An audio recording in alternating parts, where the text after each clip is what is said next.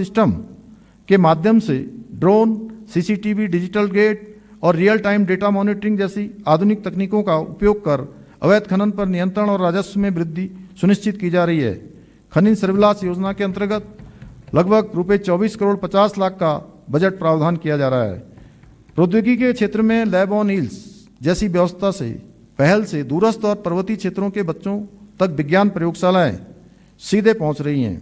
आज प्रत्येक जनपद में लैब ऑन व्हील्स है। इस योजना के अधिक विस्तार के लिए आगामी बजट में रुपये 4 करोड़ का बजट प्रावधान किया जा रहा है। अध्यक्ष जी, हमने उच्च शिक्षा विभाग में अध्ययनरत छात्रों के एक्सपोजर विजिट के लिए भारत दर्शन योजना की अभिनव पहल शुरू की है।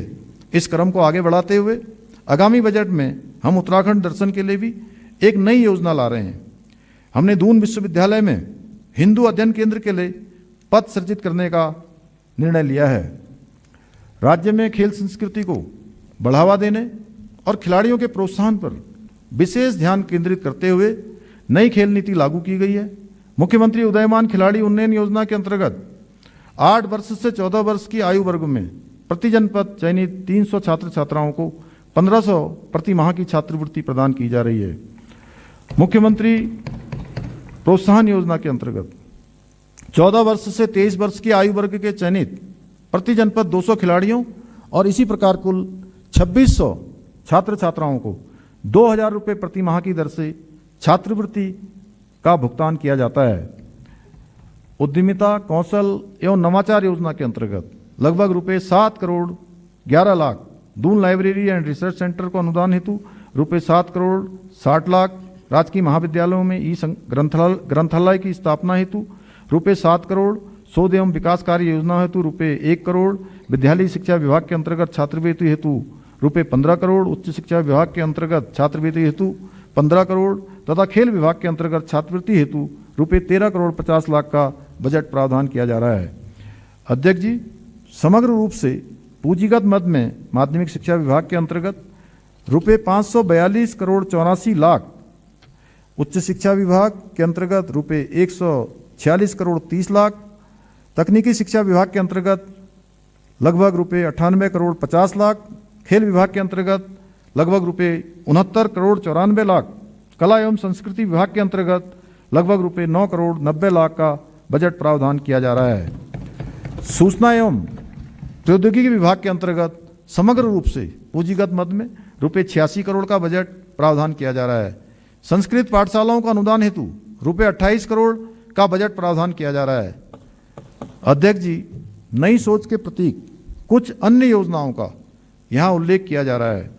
शहरी क्षेत्र में पैदल मार्ग अवसंरचना के अंतर्गत रुपये 10 करोड़, नगर निकायों को स्मार्ट सिटी के रूप में विकसित करने हेतु रुपये 30 करोड़, राज्य डाटा सेंटर सुदृढ़ीकरण के लिए समग्र रूप से रुपये 65 करोड़, विज्ञान धाम के अंतर्गत लगभग रुपये 6 करोड़ 95 लाख, इमर्जिंग टेक्नोलॉजी एवं AI COE के क्रियान्वयन हेतु लगभग रुपये 10 करोड़ 50 लाख, साइबर सिक्योरिटी के क्रियान्वयन हेतु रुपये 15 करोड़, पैक्स के कंप्यूटरीकरण हेतु लगभग रुपये 5 करोड़ 67 लाख, जनपदों में केंद्रीकृत रिकॉर्ड रूम के अंतर्गत रुपये 10 करोड़, सूचना प्रौद्योगिकी अवसंरचना के अंतर्गत लगभग रुपये 47 crore 50 lakh, uniform civil code के अंतर्गत रुपये 5 करोड़, संशोधित IPC CRPC एवं साक्ष्य अधिनियम हेतु प्रशिक्षण के अंतर्गत रुपये 5 करोड़, विधि विज्ञान प्रयोगशालाओं के अंतर्गत रुपये 6 करोड़ 71 लाख, संघ लोक सेवा आयोग एवं उत्तराखंड राज्य लोक सेवा आयोग की मुख्य परीक्षाओं की कोचिंग हेतु मेधावी छात्र एवं छात्राओं को विशेष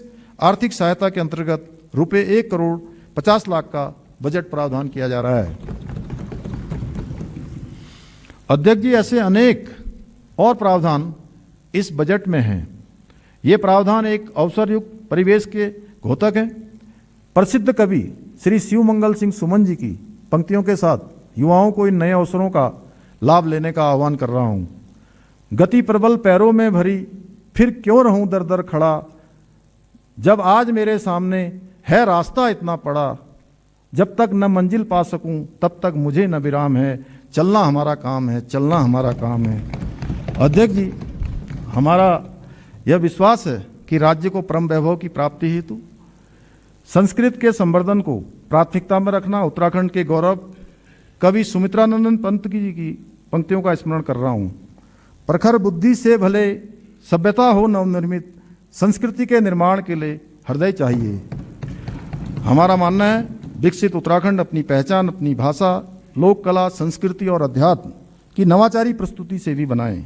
लोक संस्कृति, लोक संगीत, लोक नृत्य और लोक कथाएं हमारी विशिष्टता है। इन परंपराओं को सिर्फ मंच पर नहीं बल्कि डिजिटल माध्यमों एवं नवाचारी कार्यक्रमों वाली पहलों के जरिए अगली पीढ़ी से जोड़ने के लिए हमारी सरकार प्रयत्नशील है। इस हेतु रिकॉर्डिंग, डॉक्यूमेंटेशन और डिजिटल आर्काइव जैसे नवाचारी माध्यमों के प्रयोग की कार्रवाई गतिमान है। अध्यक्ष जी, सम्मानित सदन को अवगत कराना है कि इस बजट में संस्कृति विभाग के अंतर्गत पांडुलिपियों के डिजिटलीकरण के लिए बजट प्रावधान किया गया है।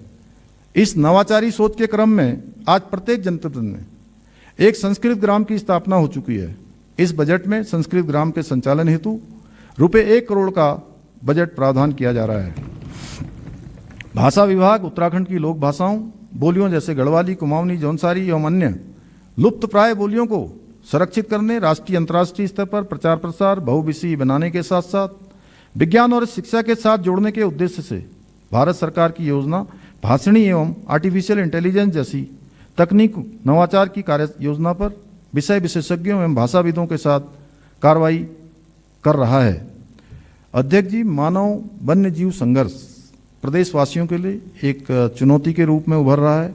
इस संबंध में प्रभावितों को राहत पहुंचाने के दृष्टिगत हमने मानव वन्य जीव संघर्ष में मृत्यु होने पर मृतक परिवार को दी जाने वाली धनराशि को 6 लाख रुपए से बढ़ाकर 10 लाख रुपए किया है। एक अभिनव पहल के अंतर्गत हमने कैंपा निधि के अंतर्गत पौड़ी, गढ़वाल, टिहरी, उत्तरकाशी, चमोली, देहरादून, उधम सिंह नगर एवं बागेश्वर में प्रति ट्रांजिट सेंटर 2 करोड़ के संभावित व्यय के आधार पर 14 करोड़ की धनराशि का प्रावधान कर रहे हैं। इसके अतिरिक्त एनिमल रेस्क्यू सेंटर के संचालन हेतु 5 करोड़ की धनराशि भी कैंपा निधि के अंतर्गत प्रावधानित की गई है। वन विभाग के अंतर्गत समग्र रूप से पूंजीगत मद में रुपये 131 करोड़ 68 लाख का बजट प्रावधान किया जा रहा है। अध्यक्ष जी, अब मैं संतुलन के चौथे अल्फाबेट यानी टी अर्थात तीव्र विकास के लिए सरकार द्वारा किए जा रहे प्रयासों की ओर आपका ध्यान आकृष्ट करना चाहता हूं। हमारी सरकार ने अवस्थापना विकास को प्राथमिकता दी है। हमारा यह विश्वास है कि किसी भी राज्य के विकास की रीढ़ उसकी अवसंरचना होती है। तीव्र विकास के लिए हमारा यह संकल्प है कि प्रदेश की सड़क, ऊर्जा तथा आधुनिक अवसंरचना को नई गति और नई दिशा दी जाए। अध्यक्ष जी, हमने पूंजीगत व्यय में वृद्धि कर अवसंरचना में निवेश बढ़ाया है, जो आने वाले वर्षों में सतत विकास की नींव को और मजबूत करेगा। इसी का परिणाम है कि वर्ष 2019-20 में यह आंकड़ा लगभग 5,000 करोड़ था, जो पिछले 2 वित्तीय वर्षों में लगभग 11,000 करोड़ हो गया। इस वर्ष भी हम पूर्व वर्षों की तुलना में अधिक पूंजीगत व्यय करने की दिशा में आगे बढ़ रहे हैं। जहां सड़क पहुंचती है वहां अवसर पहुंचते हैं, वहां भविष्य पहुंचता है। पहाड़ों में सुरंगों, पुलों और आधुनिक ढांचे के साथ साथ आज हमारा राज्य दूर दराज के इलाकों को विकास की मुख्यधारा से जोड़ रहा है। डबल इंजन सरकार के दम पर हम आने वाले वर्षों में उत्तराखंड के दूरस्थ क्षेत्रों तक रेल पहुंचाने और लास्ट माइल कनेक्टिविटी सुनिश्चित करने के लिए आशान्वित हैं। अध्यक्ष जी, हमारी सरकार के कार्यकाल में लोक निर्माण विभाग के तत्वाधान में अनेक महत्वपूर्ण योजनाएं पूर्ण की हैं। यहाँ कुछ योजनाओं का मैं उल्लेख कर रहा हूँ। कोटद्वार के अंतर्गत चिल्लरखाल, सिगड्डी, कोटद्वार, पाखरो मोटर मार्ग 1 से 12 किलोमीटर का सुदृढ़ीकरण पूर्ण किया गया है। इस योजना के पूर्ण होने से सिगड्डी से किशनपुर, झंडी चौड़, हल्दूखाता, मोटा ढांग, दुर्गापुरी, नींबू चौड़ एवं कोटद्वार की लगभग 80,000 की आबादी को सुरक्षित एवं सुगम यातायात की सुविधा प्राप्त हो रही है। मोटा ढांग के निकट मालनी नदी पर 325 मीटर सेतु और खो नदी पर सुरक्षात्मक कार्य भी संपन्न हो चुके हैं। सेतु के पुनर्निर्माण और सुरक्षात्मक कार्य पूर्ण होने से स्थानीय निवासियों तथा सिद्धबल्ली मंदिर को आने जाने वाले श्रद्धालुओं को सुरक्षित यातायात का लाभ प्राप्त हो रहा है। चमोली में जुम्मा से द्रोणागिरी तक 16 किलोमीटर मार्ग और सेतु का निर्माण पूर्ण किया गया है। पोखरी कर्णप्रयाग मार्ग का सुधारीकरण पूरा किया गया है, जो चारधाम यात्रा का वैकल्पिक मार्ग है। मार्ग एवं सेतु निर्माण कार्य पूरा होने से दूरस्थ पर्वतीय एवं सीमांत जनजातीय क्षेत्र को सुगम आवागमन की सुविधा प्राप्त हुई है। भवाली बाईपास पार्ट 1 में सिपरा नदी पर 30 मीटर लंबे सेतु का निर्माण कार्य पूरा हो चुका है, जो कैंची धाम में लगने वाले जाम से मुक्ति दिलाएगा। मंच तामली मार्ग, धूनाघाट रीठा तलाड़ी मार्ग के सुधारीकरण कार्य पूर्ण हो चुके हैं। रानीबाग भीमताल पंचेश्वर मार्ग का सुधारीकरण कार्य पूर्ण हुआ। सितारगंज में शक्ति फार्म, पड़ा गांव और नकुलिया मार्गों का सुधारीकरण पूर्ण कर लिया गया है। लोक निर्माण विभाग के तत्वाधान में अनेक महत्वपूर्ण परियोजनाएं गतिमान हैं। इस क्रम में ऋषिकेश में लक्ष्मण झूला के पास 132.30 मीटर लंबे बजरंग सेतु, अल्मोड़ा में NH 109 से नए कलेक्ट्रेट और मेडिकल कॉलेज तक मार्ग का चौड़ीकरण, बाजपुर में जैतपुर धनोरी मार्ग का सुधारीकरण और उधम सिंह नगर में नगला किच्छा मार्ग को 4 लेन में बदलने का कार्य, गदरपुर दिनेशपुर हल्द्वानी मार्ग का निर्माण, चमोली में नंदप्रयाग नंदानगर मार्ग और थराली देवाल बाढ़ मार्ग का सुधारीकरण कार्य उल्लेखनीय है।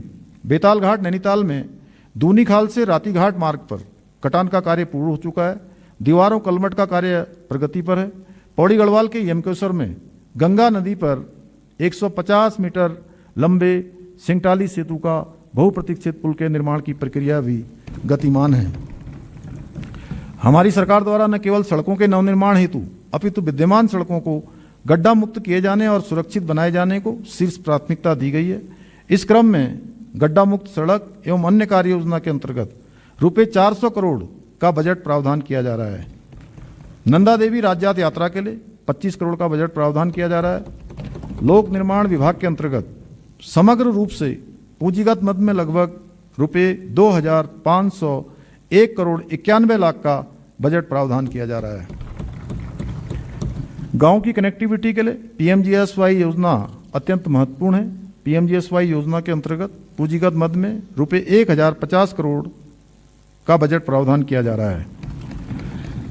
भौगोलिक परिस्थितियों के कारण हमने एयर कनेक्टिविटी को प्राथमिकता दी है। Uttarakhand civil aviation development authority के तत्वाधान में हवाई मार्ग यातायात आवागमन को सुगम बनाने के लिए हम सतत प्रयत्नशील हैं। इस क्रम में सहसधारा, श्रीनगर, गौचर, चिन्यालीसौड़, हल्द्वानी, अल्मोड़ा, पिथौरागढ़ तथा मुंशियारी में हेलीपोर्ट का संचालन एवं विकास किया गया है। इसके अतिरिक्त त्रिगुणी नारायण मंदिर, मसूरी, रामनगर, बागेश्वर एवं हरिद्वार में हेलीपोर्ट निर्माण किए जाने की कार्रवाई गतिमान है। पंतनगर एयरपोर्ट को अंतर्राष्ट्रीय हवाई अड्डे के रूप में विकसित किए जाने के क्रम में 524 एकड़ भूमि एयरपोर्ट अथॉरिटी ऑफ इंडिया को हस्तांतरित की जा चुकी है। पिथौरागढ़ हवाई अड्डे के सुदृढ़ीकरण का कार्य किया गया है।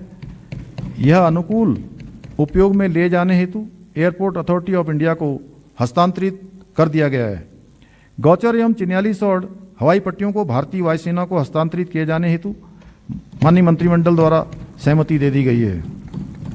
केदारनाथ शटल सेवा को सुदृढ़ एवं सुरक्षित बनाए जाने के अतिरिक्त गौचर बद्रीनाथ शटल सेवा को भी आगामी चारधाम यात्रा में आरंभ किए जाने की कार्रवाई गतिमान है।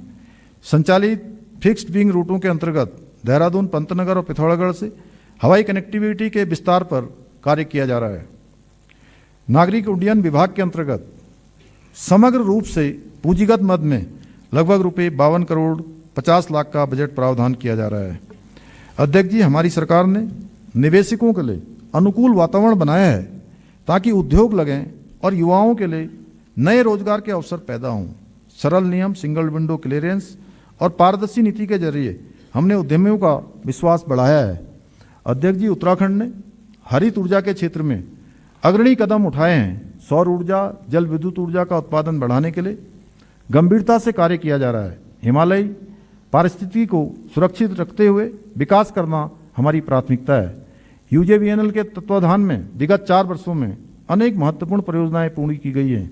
यहाँ कुछ योजनाओं का मैं उल्लेख कर रहा हूँ। 120 मेगावाट की ब्यासी जल विद्युत परियोजना, 15 मेगावाट की मध्य महेश्वर परियोजना, 5 मेगावाट की सुरिनगांड परियोजना, 4.5 मेगावाट की कालीगंगा द्वितीय, 90 मेगावाट की तिलोत परियोजना का रिनोवेशन एंड मॉडर्नाइजेशन, 51 मेगावाट की ढालीपुर परियोजनाओं का रिनोवेशन एवं मॉडर्नाइजेशन। इन योजनाओं के पूर्ण होने से संबंधित परियोजना क्षेत्रों में विद्युत आपूर्ति में सुधार हुआ है। इसके अतिरिक्त स्थानीय निवासियों को प्रत्यक्ष और अप्रत्यक्ष रूप से रोजगार प्राप्त हुआ है। जल विद्युत उत्पादन के क्षेत्र में SJVN द्वारा 60 मेगावाट की नेटवर्क मोरी, THDC इंडिया लिमिटेड द्वारा 750 मेगावाट की टेहरी पंप स्टोरेज प्लांट भी इसी अवधि में पूरी हुई है। इन योजनाओं के पूर्ण होने से स्थानीय निवासियों को प्रत्यक्ष और अप्रत्यक्ष रूप से रोजगार प्राप्त हुआ है तथा SJVN द्वारा विकसित 60 मेगावाट परियोजना के सापेक्ष 12% निःशुल्क विद्युत राज्य को प्राप्त हो रही है। अध्यक्ष जी, उरेडा के तत्वाधान में स्वरोजगार और उद्यमिता विकास के दृष्टिगत 250 मेगावाट के लक्ष्य के साथ मुख्यमंत्री सौर स्वरोजगार योजना चलाई गई है। इससे लगभग 3500 से अधिक लोगों को प्रत्यक्ष एवं अप्रत्यक्ष रूप से रोजगार प्राप्त हो रहा है तथा स्थानीय सामाजिक आर्थिक परिदृश्य में सुधार हो रहा है। अब तक कुल 137 मेगावाट क्षमता की 746 परियोजनाएं स्थापित की जा चुकी हैं। मार्च 2020 की स्थिति के अनुसार राज्य में 327 मेगावाट और सौर ऊर्जा की स्थापना की गई थी, जो कि वर्तमान में कुल 1027 मेगावाट हो गई है।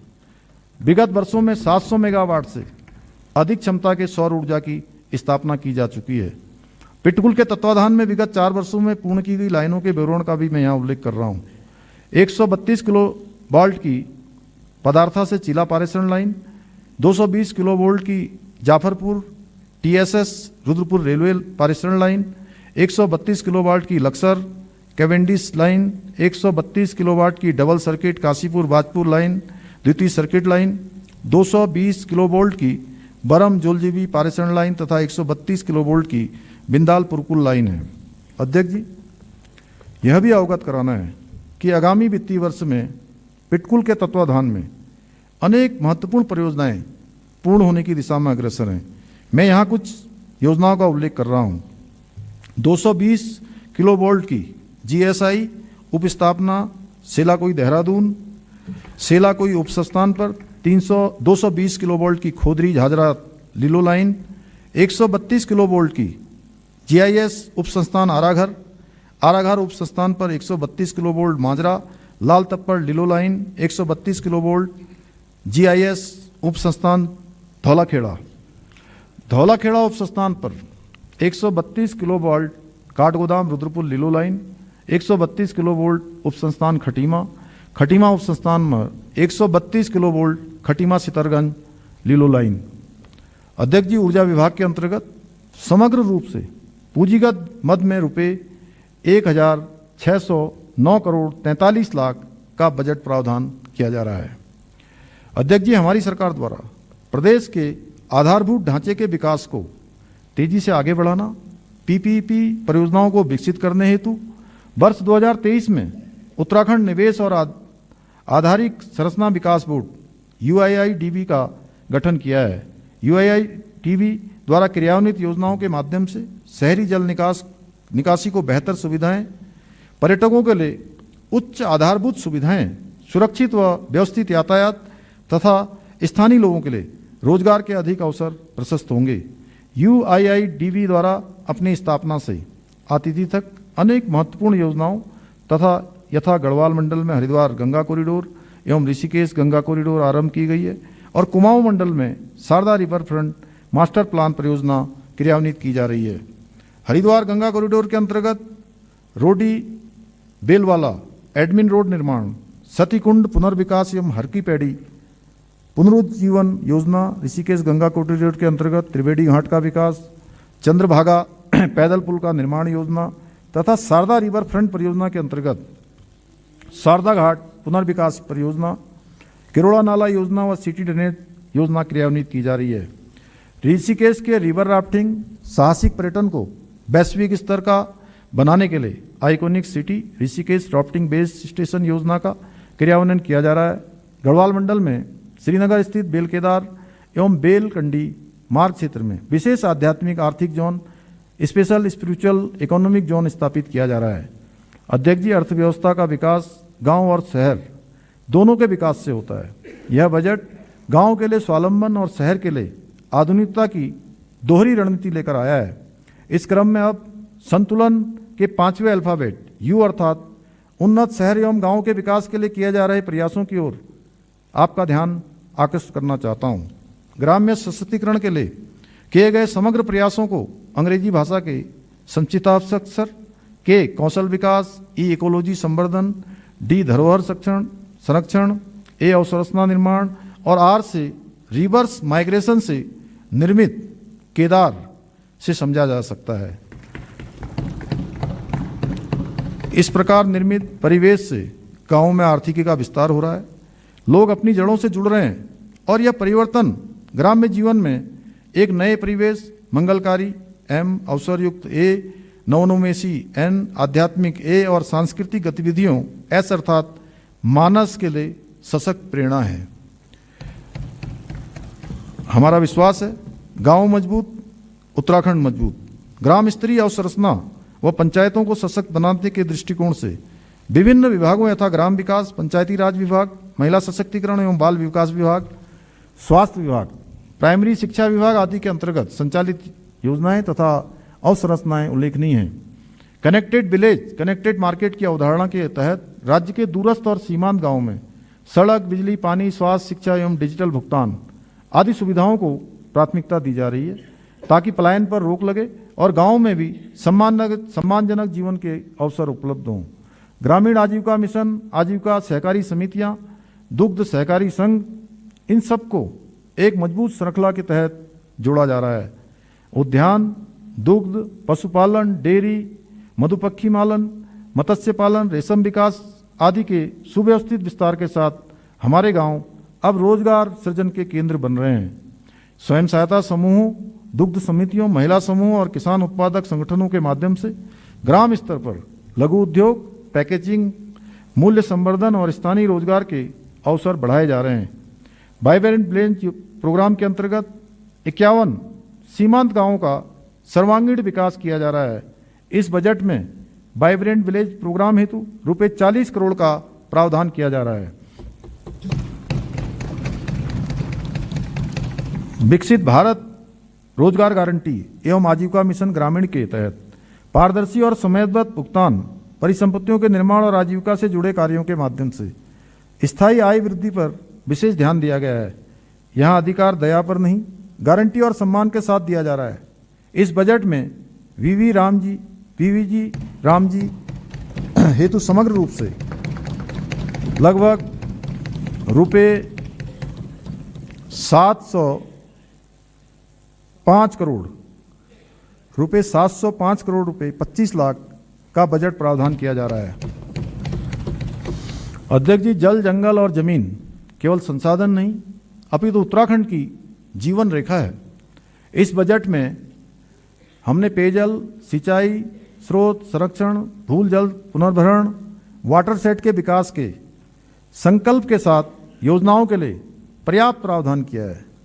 ग्रामीण विकास के अंतर्गत समग्र रूप से पूंजीगत मद में रुपये 1642 करोड़ 20 लाख का बजट प्रावधान किया जा रहा है। अध्यक्ष जी, शहरी विकास किसी भी राज्य की प्रगति का महत्वपूर्ण आधार है। इसलिए सुव्यवस्थित योजना प्रबंधन की आवश्यकता को ध्यान में रखते हुए जनता को बेहतर बुनियादी सुविधाएं, पेयजल, स्वच्छता, स्मार्ट मोबिलिटी और आवास जैसी सेवाएं उपलब्ध कराना हमारी प्राथमिकता है। शहरों में ट्रैफिक जाम की समस्या के समाधान के लिए हमने सुनियोजित तरीके से संपूर्ण राज्य में विभिन्न स्थानों पर 196 पार्किंग स्थलों का चयन किया है, जिसमें सरफेस पार्किंग की 66, मल्टी लेवल कार पार्किंग की 112, ऑटोमेटेड कार पार्किंग की 9 तथा टनल पार्किंग हेतु 9 स्थान चिन्हित किए गए हैं। 196 स्थानों में से 150 परियोजनाओं को डीपीआर उनकी तैयार कर ली गई है, जिसमें लगभग 618 करोड़ की 114 परियोजनाओं का कार्य प्रारंभ किया जा चुका है। विकास प्राधिकरण द्वारा स्वयं के वित्तीय संसाधनों से लगभग 296 करोड़ की 11 परियोजनाओं का कार्य किया जा रहा है। इस बजट में आवास विभाग के अंतर्गत अवस्थापना सुविधाओं के लिए विकास हेतु रुपये 130 करोड़ का बजट प्रावधान किया जा रहा है। राज्य में अमृत मिशन के तहत बुनियादी शहरी सेवाएं जैसे सड़कें, जल आपूर्ति और सार्वजनिक सुविधाओं का विस्तार किया जा रहा है। हमारे द्वारा शहरों में एफोर्डेबल हाउसिंग, स्वच्छ जल, सार्वजनिक परिवहन, वेस्ट मैनेजमेंट, हरित क्षेत्र और डिजिटल सेवाओं का विस्तार किया जा रहा है। राज्य पोषित योजना के अंतर्गत चारधाम मार्ग में बाड़ाहाट उत्तरकाशी, आदि कैलाश मार्ग में पिथौरागढ़ तथा ग्रीष्मकालीन राजधानी गैरसैंण 3 नगर निकायों को स्मार्ट सिटी के रूप में विकसित किया जा रहा है। स्वच्छ भारत मिशन फेज 2 के अंतर्गत पौड़ी, सतपुली, चिन्यालीसौड़, बड़कोट, पुरोला, घनश्याली, चमियाला, धारचूला, जसपुर, पिथौरागढ़ की डीपीआर तैयार की गई है। प्रधानमंत्री आवास योजना 2.0 शहरी के अंतर्गत 2355 BLC आवासों का निर्माण कराया जा रहा है। आगामी वर्ष हेतु 4000 आवास प्रस्तावित हैं। नगरीय क्षेत्रों में समुचित पेयजल और स्वच्छता व्यवस्थाओं के विकास हेतु राज्य के देहरादून, विकासनगर, हल्द्वानी, कोटद्वार, चंपावत, टनकपुर, किच्छा नगरों में ADB पोषित 3 भिन्न परियोजनाओं के माध्यम से पेयजल आपूर्ति और वितरण प्रणाली, सीवरेज विकास, ड्रेनेज तथा सड़क निर्माण इत्यादि कार्य प्रगति पर हैं। इन 3 योजनाओं के लिए पूंजीगत मद में रुपये 652 करोड़ का बजट प्रावधान किया जा रहा है। नगरीय अवस्थापना के सुदृढ़ीकरण हेतु रुपये 60 करोड़ का प्रावधान किया जा रहा है। आवास विभाग के अंतर्गत समग्र रूप से पूंजीगत मद में रुपये 291 करोड़ का बजट प्रावधान किया जा रहा है। सरयू एवं अन्य रिवर्ट फ्रंट परियोजनाओं के विकास हेतु रुपये 10 करोड़ का बजट प्रावधान किया जा रहा है। शहरी विकास विभाग के अंतर्गत समग्र रूप से पूंजीगत मद में रुपये 1401 करोड़ 85 लाख का बजट प्रावधान किया जा रहा है। अध्यक्ष जी, 16वें केंद्रीय वित्त आयोग एवं राज्य वित्त आयोग की संस्तुतियों के क्रम में हम इस बजट में शहरी निकाय हेतु समग्र रूप से रुपये 1014 करोड़ एवं पंचायती राज संस्थाओं हेतु रुपये 1491 करोड़ का बजट प्रावधान कर रहे हैं। अध्यक्ष जी, जनहित, जन सहभागिता और सुशासन हमारी कार्यनीति है। हम मानते हैं कि नीतियां कागज पर नहीं, लोगों के जीवन में दिखने वाले बदलाव से परखी जाती हैं। हमारे लिए सिर्फ योजना बनाना पर्याप्त नहीं है, समस्या का वास्तविक समाधान और नागरिक की संतुष्टि सबसे अधिक महत्वपूर्ण है। इस क्रम में मैं अब संतुलन के छठे अल्फाबेट L अर्थात लोक सहभागिता के लिए किए जा रहे प्रयासों की ओर आपका ध्यान आकृष्ट करना चाहता हूँ। सुशासन हमारे लिए सर्वोपरि है। यह बजट सुशासन के मार्ग को आगे बढ़ाता है, जिसमें शासन की नीति और योजना, व्यय, निर्णय का केंद्र बिंदु सामान्य नागरिक, विशेषकर अंतिम पंक्ति में खड़ा व्यक्ति है। हमारा उद्देश्य है कि कोई भी नागरिक अपने अधिकारों से वंचित न रहे। किसी भी योजना का लाभ लेने के लिए उसे दर दर नहीं भटकना पड़े। पहली बार जन जन की सरकार, जन जन के द्वार कार्यक्रम के अंतर्गत सभी जनपदों में न्याय पंचायत स्तर पर कार्यक्रमों का आयोजन किया गया है। इस कार्यक्रम के अंतर्गत 660 से अधिक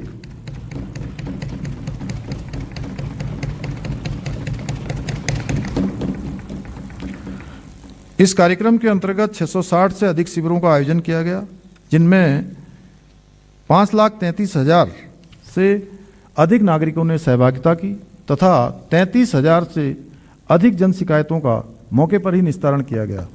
अभियान के माध्यम से दूरस्थ क्षेत्रों सहित प्रदेश भर के नागरिकों को घर के पास ही सरकारी योजनाओं और सेवाओं का लाभ प्राप्त हुआ।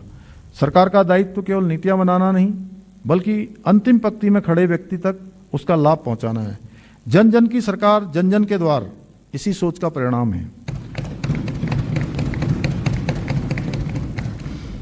अध्यक्ष जी, बजट एक माध्यम है जनता की आकांक्षाओं को साकार करने का, इसलिए हमने बजट में जन सहभागिता को और सुदृढ़ किया है। हम बजट निर्माण में न केवल जनता के सुझाव आमंत्रित करते हैं, अपितु स्वयं जनता के बीच में जाते हैं। इसी क्रम में हमने कुमाऊं मंडल में, बनबसा तथा गढ़वाल मंडल में, पौड़ी में बजट पूर्व संवाद कार्यक्रम आयोजित किए गए।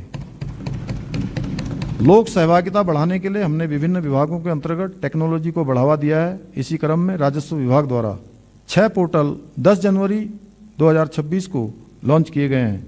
खतौनी ऑनलाइन प्राप्त करने हेतु ई भूलेख, सजरा मानचित्र ऑनलाइन देखने हेतु ई भू नक्शा, कृषि एवं कृषि से संबंधित गतिविधि के लिए ऋण प्राप्त करने हेतु ई एग्री लोन, प्रदेश में निवेश आदि के दृष्टिगत भूमि क्रय की अनुमति प्राप्त करने हेतु ई भू अनुमति, खतौनी में खातेदार एवं सह खातेदारों के अंश का निर्धारण करने हेतु ई भूलेख अंश, राजस्व वसूली हेतु ERCS, राजस्व न्यायालयों को पूर्णतः ऑनलाइन एवं पेपरलेस बनाए जाने हेतु ERCMS की कार्रवाई गतिमान है। अध्यक्ष जी, डिजिटल प्लेटफॉर्म, ऑनलाइन सेवाएं और पारदर्शी प्रक्रियाएं केवल फाइलों की गति नहीं बढ़ा रहे हैं, बल्कि आम नागरिकों के आत्मसम्मान को मजबूत कर रहे हैं। अब दुर्गम क्षेत्र का व्यक्ति भी महसूस करता है कि सरकार उसके गांव की चौपाल और उसके मोबाइल दोनों पर एक साथ मौजूद है। अध्यक्ष जी, अच्छे शासन की कसौटी वही समाज होता है जहां आम नागरिक बिना डर भय के अपनी बात कह सके, उससे विश्वास हो कि सरकार उसकी शिकायत पर निष्पक्ष कार्रवाई करेगी। मुख्यमंत्री हेल्पलाइन 1905 का प्रभावी क्रियान्वयन नई सोच का प्रतीक है। नागरिक toll free call, online portal और मोबाइल एप्लीकेशन के माध्यम से अपनी शिकायतें दर्ज कर रहे हैं, जिससे सरकार और जनता के बीच संवाद, जवाबदेही और विश्वास का नया मॉडल विकसित हुआ है। भ्रष्टाचार की शिकायत के लिए टोल फ्री नंबर 1064 के प्रभावी क्रियान्वयन से हमने संदेश दिया है, अब किसी भी स्तर पर होने वाली अनियमितता, रिश्वतखोरी या दुरुपयोग पर चुप रहने और कार्यालयों को चक्कर काटने की मजबूरी नहीं है। टोल फ्री नंबर 1064 का प्रभावी क्रियान्वयन भ्रष्टाचार मुक्त उत्तराखंड के संकल्प को नागरिक सहभागिता के साथ जोड़ता है।